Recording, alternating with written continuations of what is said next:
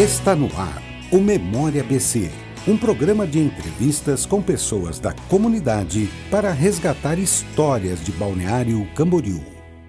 Estamos de volta com Memória BC. Só lembrando que este é um programa, está sendo gravado no dia 23 de junho de 2021 e vai servir com certeza como arquivo para gerações futuras saber um pouco da história de Balneário Camboriú, até como fonte de pesquisa. E hoje nós estamos, e vamos conversar, já estamos recebendo aqui nos estúdios, o vereador Eduardo Zanata do PDT, exatamente para falar um pouco da história desse vereador, como é que foi a vinda dele para Balneário Camboriú e a participação dele nessa história tão bonita que é Balneário Camboriú. Vereador, tudo bem com o senhor? Elias, boa tarde, é um prazer estar aqui contigo, participar do Memória BC e dar essa contribuição para esse arquivo agora enquanto parlamentar. Perfeito. Agora, Eduardo, o Eduardo Zanata é de onde, veio quando para Balneário Camboriú e por que a vinda para Balneário Camboriú? Eu nasci em Chapecó, Elias, mas o meu pai, ele era padeiro na época e ele recebeu uma proposta, você vai lembrar bem, do antigo Alberto Pereira, que existia a distribuidora ali na Marginal. Então, e foi vice-prefeito de Balneário Camboriú, na época do seu Armando César Guislandi. Foi também em duas oportunidades candidato a prefeito em Balneário Camboriú em 1982 e 1988 pelo MDB. Pelo MDB, exatamente. Então ele tem um histórico, político também de contribuição aqui.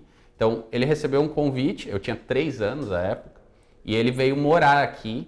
E eu cresci aqui, então todas as minhas relações, as minhas amizades, os meus amigos, a minha mãe, a família dela é do Rio Grande do Sul, o meu pai então do Oeste de Santa Catarina, e a gente acabou crescendo aqui sem família. Então a família que eu sempre tive foram os amigos, as relações sociais que eu fui construindo ao longo do tempo. E é até bom, até para o pessoal que vai poder fazer uma pesquisa, lembrar que a Casa do Panificador ficava às margens da BR-101, Marginal Oeste. E naquele tempo a divisa do Balneário Camboriú era feita pelo Rio Peroba. Depois desviaram o rio, mas o rio passava exatamente na Casa do Panificador nos fundos, vinha até onde mais ou menos hoje é o Fórum, a estação de tratamento da EMASA, e ali ele voltava, pegaram e saía lá hoje a Avenida Santa Catarina de Camboriú.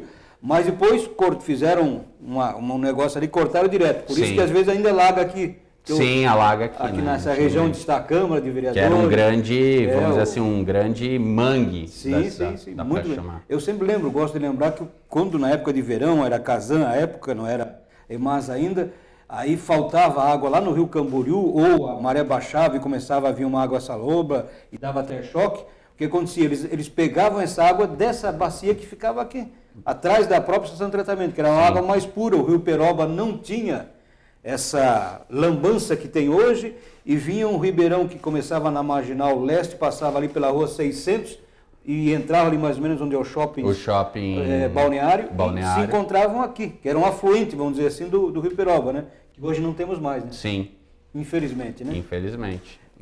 Perfeito. E até uma discussão que o município tem que fazer para os próximos anos, que é um plano de gestão dos recursos hídricos, inclusive da rede pluvial. Como tu falou, essa divisa Balneário Camboriú, a gente sabe e viu agora pelas últimas chuvas, Camboriú é uma cidade que ainda tem um percentual pequeno de rede coletora da água da chuva comparado a todo o território do município.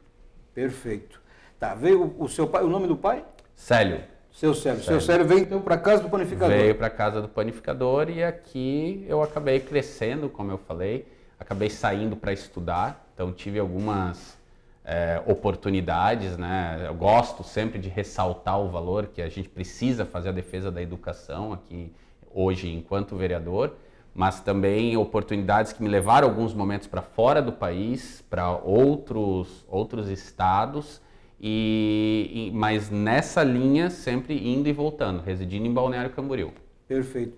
E lembrando também que da Casa do Panificador se originou um vereador, o João Machado, que é advogado, funcionário público, e foi também o administrador, eu acho, ali, contador da Casa do Panificador, né? Contador. Exatamente, que é uma figura também que nós já entrevistamos aqui no Memória ABC, que lembrou muito bem essa história do Alberto Pereira, que morreu, infelizmente, num acidente trágico ali na Serra de Curitiba, né? Ali na região do Iguaratuba, no estado do Paraná, e ele foi uma pessoa que é originária aqui de Camboriú também, e foi uma pessoa que teve uma participação histórica, tanto na política quanto na questão empresarial, para Balneário Camboriú, que foi muito importante. Agora vamos falar dessas suas indas e vindas. Como é que foi isso aí? Você foi, estudou, exterior? A minha formação de graduação, eu fiz um período de economia na Universidade Federal do Paraná, em Curitiba, então acabei residindo lá, mas eu graduei em Relações Internacionais, Elias, aqui na Univale de Balneário Camboriú. E dentro do curso foram surgindo algumas oportunidades, sempre envolvido com política, movimentos, coletivos. Então eu acabei, durante a graduação, sempre com bolsa de estudos ou trabalhando para me manter. Gosto de ressaltar isso, porque eu sou a primeira pessoa com curso superior da minha família. Eu acho que por isso a gente tem que valorizar, entendeu? Não é fácil no país que a gente vive. A minha irmã é pedagoga, o meu irmão se formou médico veterinário, mas eu acabei residindo nos Estados Unidos 2 vezes, Portugal, estudei por 1 ano na Universidade de Coimbra, estudei na Suíça, na Universidade de Lausanne e também na China, na Universidade de Henan. Então, tive algumas experiências antes de retornar para Balneário Camboriú. Aí eu fui morar em Joinville, trabalhar numa multinacional na área de relações governamentais. E até então, na época, o vereador Pedro Francês acabou se elegendo em 2012, primeira eleição, primeiro mandato. A filha dele, a Letícia, é uma grande amiga, uma das minhas melhores amigas. Ele conhecia todo esse meu histórico de participação política e social. E ele me ligou e falou: Dudu, vamos tomar um café, uma cerveja para conversar. E ele me fez o convite para trabalhar com ele no gabinete. Opa. E ele foi bem sincero, ele falou assim: olha, sei que talvez tu tenha algumas divergências com a linha que vamos defender, mas eu preciso dessa tua experiência, eu preciso desse teu conhecimento dentro do gabinete e vou ficar muito feliz caso você venha. Ele inclusive falou: eu sei que talvez você vai ganhar menos do que você recebe hoje. E aí eu entrei na Câmara em 2013, trabalhei com ele os 2 mandatos, 8 anos, e agora estou como vereador. Que bom, né? Que bom. Agora, vou falar um pouco, porque muita gente não sabe que há muitos produtos que nós temos aqui no dia a dia e também na área medicinal, vem da China. E tem gente que tem medo, né? Eu ainda brinquei esses dias, fiz a cirurgia dos 2 olhos, né? Sim. Aí colocaram uma lente, eu não falei para ninguém. Tinha um grupo lá de 30 pessoas, né? Num mutirão. Aí eu, no finalzinho, quando eu vi que estava todo mundo lá já chorando em função do colírio, eu falei assim: olha, agora tem um detalhe que eu vou dizer para vocês, tá? Vocês vão usar para o resto da vida um produto made in China, pelo qual vocês vão ficar vendo. Aí teve gente que ficou receosa, né? Sim. E como é que é essa experiência? Como é que foi essa experiência na China? Na China, então foi uma bolsa de estudos, um convênio de cooperação de cidades irmãs entre a cidade de Itajaí, onde é a reitoria da Univale, e a cidade de Xinjiang, que é na província de Henan, 2 horas ao sul de Pequim, de Pequim, ao norte de Xangai. E foi uma experiência que eles selecionaram um estudante aqui e veio uma outra representante do governo chinês para estudar e residir em Balneário Camboriú e estudar na Univale em Itajaí. E foi diferente de tudo. Como eu falei, eu já tinha morado 4 vezes fora do país, Elias. Eu estudava dentro de uma universidade onde tinham 45 mil pessoas morando e residindo, entre professores, funcionários, estudantes, tinha agência dos Correios, banco, supermercado, loja de telefonia celular, um restaurante universitário com várias opções que atendia 10 mil pessoas no almoço. Então é uma loucura, tudo é muita gente, né? E coisas simples assim que você tem que esquecer do seu dia a dia. Eu tinha morado 4 vezes fora do Brasil. Eu tinha morado em país de língua inglesa, eu tinha morado em país de língua portuguesa na Europa e num território francês na Suíça, que é dividido, né? Então estava acostumado. Mas lá, um cantão suíço, exatamente. Suíça dividida entre o cantão francês, germânico e italiano. Qual foi a experiência? Eu tive que esquecer de coisas básicas como faca e garfo. Você come toda a refeição. Você vai comer bolo com os pauzinhos ali. Kuaizi se chama em mandarim. Então você vai comer com aquilo. Café. Eu gosto muito de café. Eu gosto, inclusive, estudo, leio sobre café. Eu gosto de comprar o grão, moer na hora com um pequeno moedor artesanal. Faço o meu café. E o que acontece? Eu não achava café dentro da universidade. Nossa. Todo lugar que você vai, você tinha um chá. E eu achei um lugar que vendia doces na universidade, que o café era de máquina, essas máquinas que a gente está acostumado a apertar o botão, só com leite, não tinha um café preto puro, e o café vinha morno.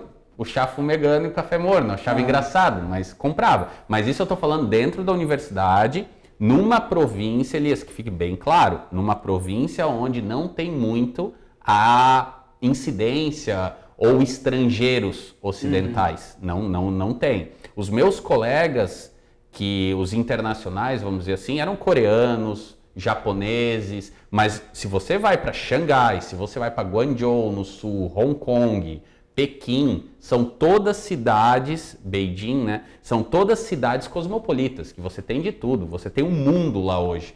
Hong Kong mesmo é uma cidade fenomenal, assim, é um encontro, uma colisão do Ocidente com o Oriente que eu acho que todo mundo deveria ter oportunidade de conhecer.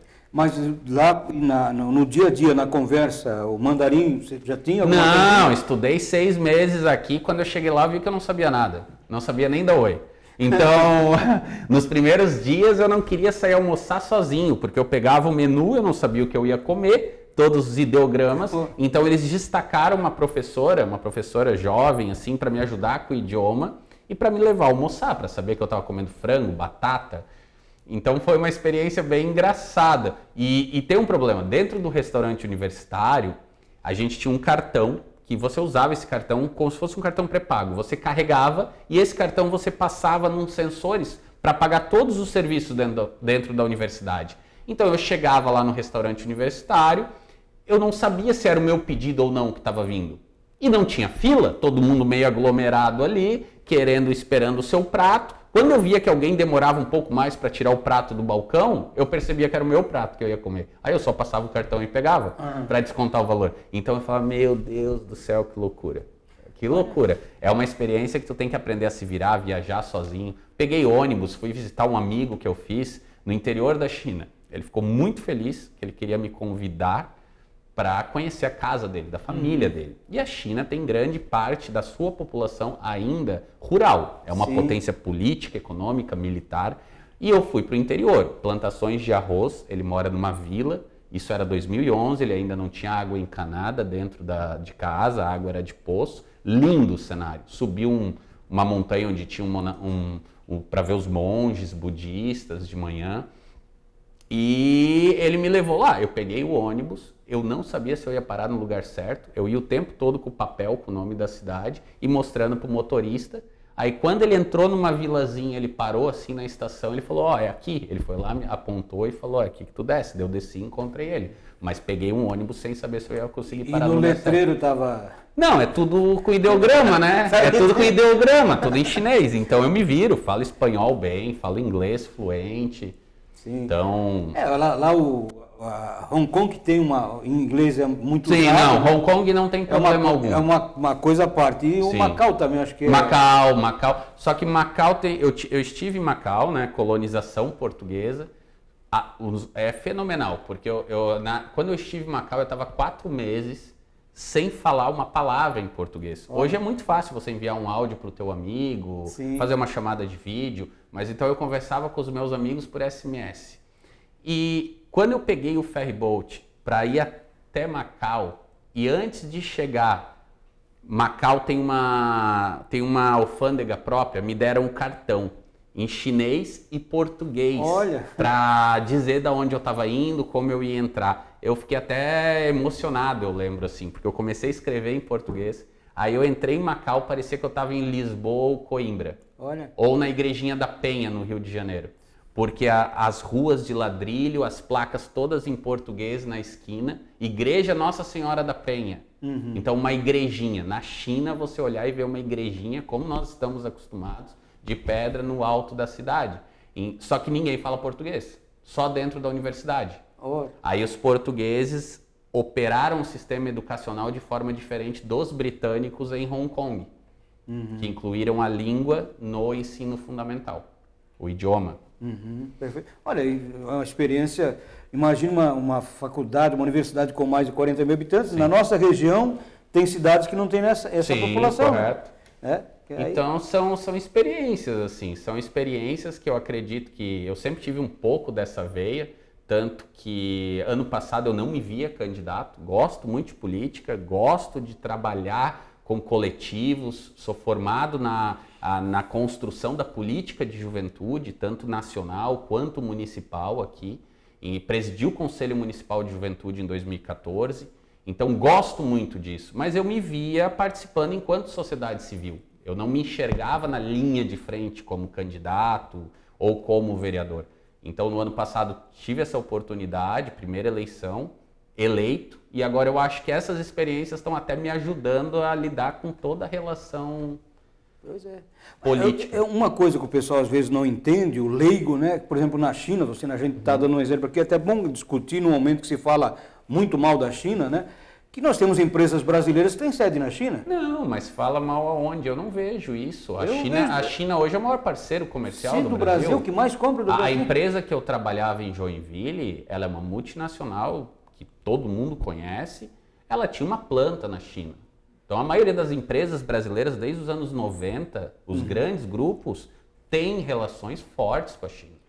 E tem equipamento que é feito nessa planta da China, eu não sei se está falando da Brastemp, da Consul. Isso, exatamente. Que elas têm, os compressores são feitos na China e vêm para montar no Brasil. A Embraco vem montar as geladeiras aqui em Joinville. Exato, exatamente. Então, só para o pessoal ter uma ideia de como é essa importância. E por lá, pelo que a gente entende, por ser uma mão de obra mais barata, empresas americanas, o Brasil, não, o mundo todo vai para lá. O mundo hoje é uma das principais potências econômicas mundiais. O mundo se relaciona com a China, assim como se relaciona com a Índia. O que nós temos hoje, infelizmente, Elias, é por uma estratégia de comunicação política, é uma descredibilização e deslegitimação do que é a China no mundo, entendeu? Você se referindo, provavelmente, imagino que é sobre a vacina. Sim, então, o pessoal não, tem a China é um Por grande isso que eu brinquei global. com o pessoal que foi fazer a cirurgia de catarata, que as lentes vêm da China. Mas isso não pode ser uma questão ideológica, não pode ser uma questão política. Negar a importância de um país como esse no mundo, como potências europeias também, ou os próprios Estados Unidos, é não ser pragmático.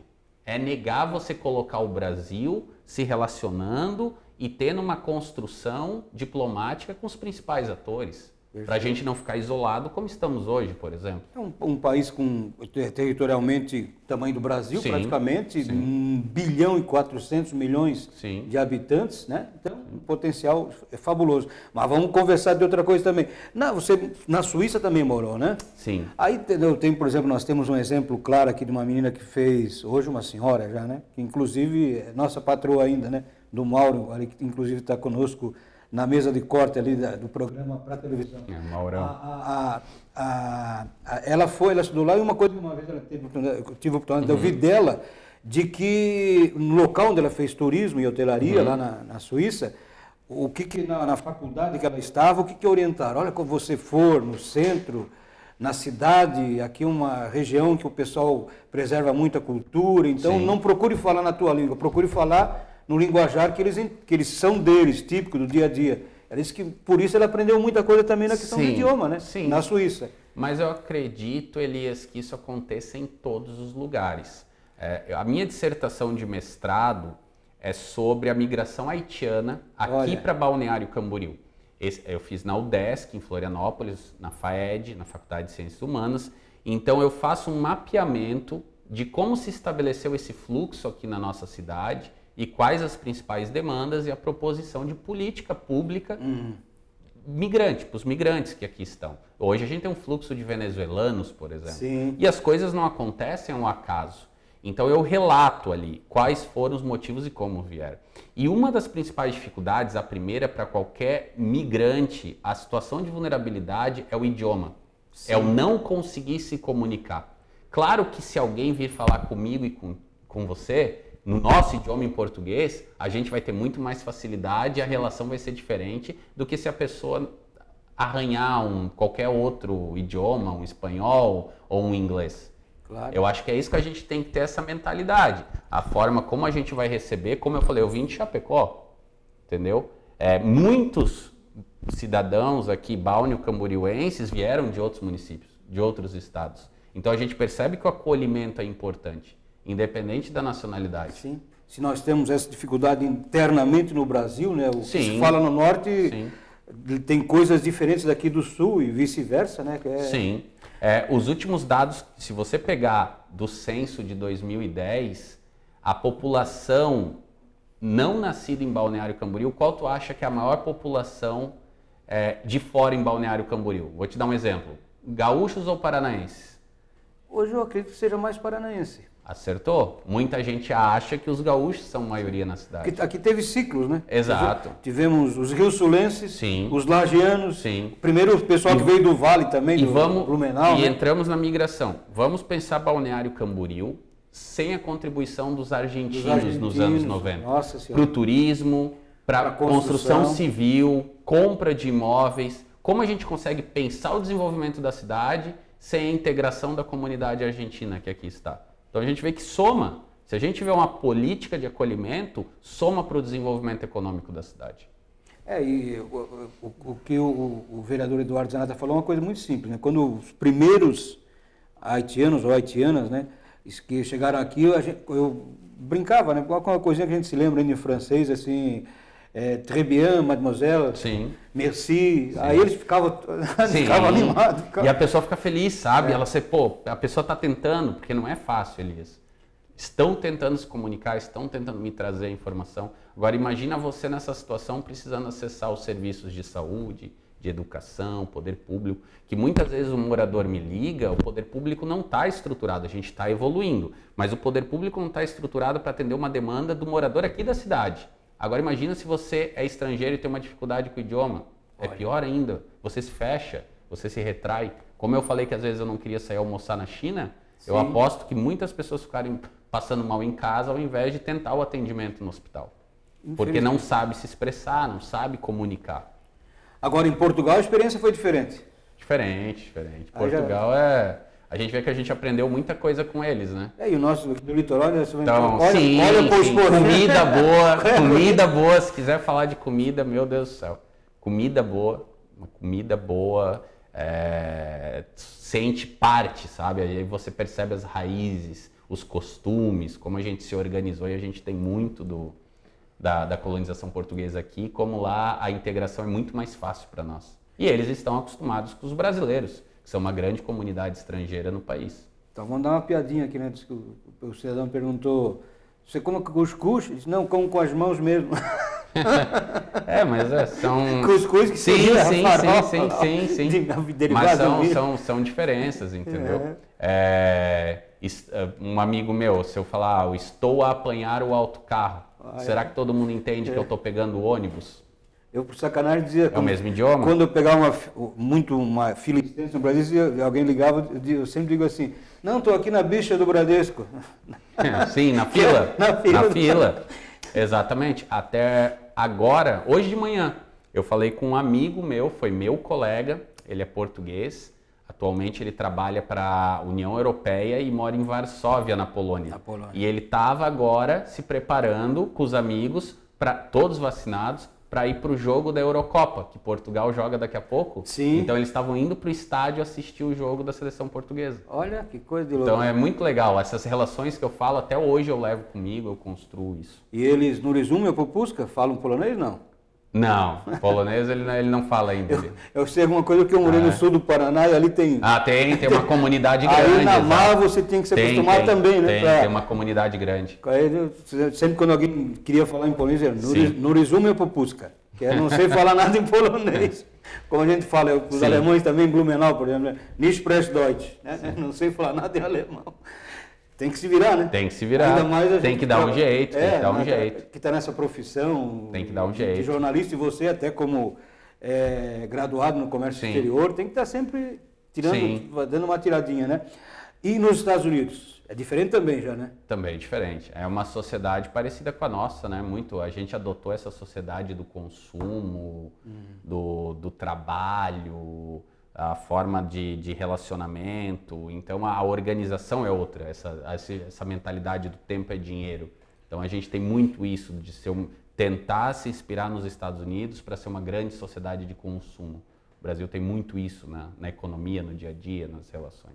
Agora, e nessa vivência, né, nesse fato de ter morado em vários países, né, por que a opção, vamos agora falar um pouquinho de política para a gente lembrar lá no futuro como é que você já falou como é que entrou na política, né? Entrou no gabinete do vereador Pedro Francês, que era do PL na época. PL. E como é que você optou, então, quando foi candidato e militando pelo PDT? Pelo PDT. Primeiro que o PDT, eu falei sobre educação antes, e o PDT tem um histórico de contribuição para a educação brasileira. A gente pode citar aqui os feitos de Leonel Brizola, Darcy Ribeiro e várias outras referências que até hoje a gente tem aqui no nosso sistema educacional. E o PDT de Balneário Camboriú, eu tinha bons amigos já no PDT, companheiros que eu me relacionava bem, e eles fizeram o convite e me ofereceram a oportunidade de ser candidato com chances de eleição. Porque, como eu falei, eu virei candidato oficialmente em agosto de 2020. A eleição foi adiada para novembro. Sim. E eu virei candidato oficialmente em agosto de 2020. Então, muito difícil. Eu estava afiliado no PDT desde abril, é muito recente. Agora completou 1 ano e 2 meses. Quando você fala na questão educacional, o CIEP, né? O CIEP. Que foi uma criação do Universidade. Que está fazendo nessa data, eu acho, 17 anos da morte, né, do Leonel Brizola. Até no gabinete a gente tem uma mensagem, uma frase do Darcy Ribeiro na entrada.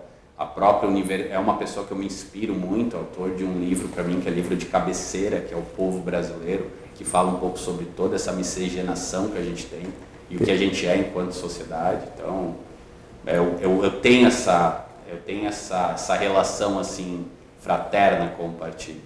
E vamos lembrar, né? Porque o ano foi 1988. O local foi onde hoje está instalado o Shopping Atlântico de Balneário Camboriú.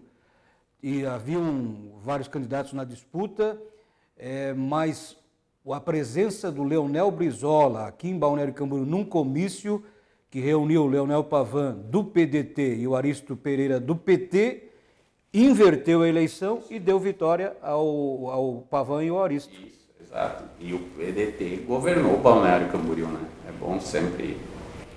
Foi primeiro com o Pavan, depois com o Castro, Luiz Vilmar de Castro, que inclusive tinha no gabinete dele um poema do então senador Mário Maia, que falava sobre a seringueira, e eu tive a oportunidade de trabalhar na campanha do Mário Maia em 1986, então, lá no Acre também. Sim, então, tem história. Eu vivi muito dentro do Brasil, saí muito pouco fora, mas no Brasil eu conheço algumas coisas. Olha, nós temos 2 minutos para que você, por favor, Eduardo Zanata, dê uma mensagem para aquelas pessoas que vão nos acompanhar com certeza no futuro, para pesquisa, ou mesmo para saber quem era o vereador Eduardo Zanata,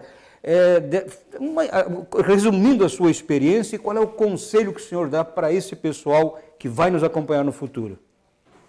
Elias, eu vou aproveitar para me dirigir principalmente à juventude, que, como eu falei, se eu estou hoje aqui como vereador, foi a partir desse momento de construção coletiva, com conselhos de juventude, discutindo estatuto municipal da juventude, estatuto nacional. Sempre falo que a juventude é o futuro. Eu não me via enquanto parlamentar, enquanto vereador, e hoje eu percebo que o que a gente sonhava lá atrás, eu estou conseguindo reunir no gabinete para a gente pensar o futuro da cidade, o futuro de Balneário Camboriú, do estado e do país.